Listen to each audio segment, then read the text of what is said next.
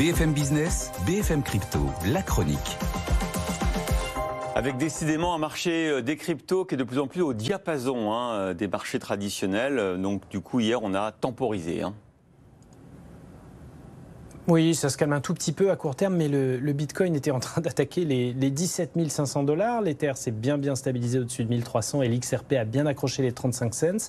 On reste sur une tendance vraiment solide, un très bon début de semaine pour les cryptos. Il y a longtemps que ça n'avait pas bougé à ce point et de manière positive en plus. Et d'ailleurs, tout prend son origine dans l'émergence de deux nouvelles cryptos dont vous allez nous parler ce matin, qui ont beaucoup progressé, le Cardano et le Solana.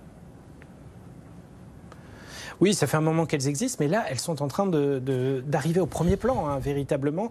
Le Cardano signe un gain de 20% en 5 séances et le Solana 22%. Alors, on n'est pas sur les cryptos les plus travaillés du secteur, 9e et 11e capitalisation du marché, mais sont les plus actifs du moment avec deux nouvelles.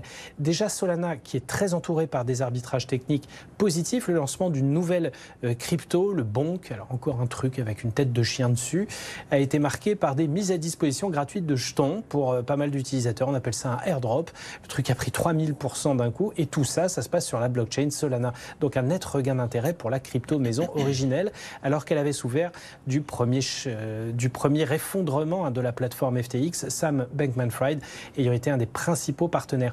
Et puis Cardano, là on est plus sur des paris face à une crypto qui commence à se perfectionner après des débuts un peu chaotiques, une blockchain qui se fiabilise et aussi une initiative du fondateur de l'écosystème Cardano, Charles Hodkinson, qui a annoncé la construction d'un centre hospitalier où il sera possible de payer ses soins en crypto de l'écosystème Cardano. Donc une première application concrète dans un secteur qui travaille à plein justement les solutions de paiement et de traitement des flux de données et des flux financiers. Merci Antoine.